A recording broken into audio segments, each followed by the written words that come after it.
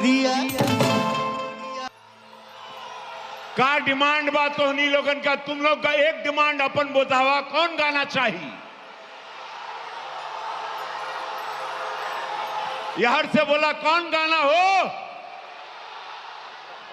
वहां से बोला कौन गाना। कहें कि यह आखिरी गाना होगा, एक दो गाना लास्ट दो गाना। तो एक चाहूंगा शांति से बोला, पहले राइट सुनेंगे, फिर लेफ्ट, फिर पीछे। कौन गाना, कौन गाना हो? ए भैया हो, कौन गाना? वहां रे, कौन गाना?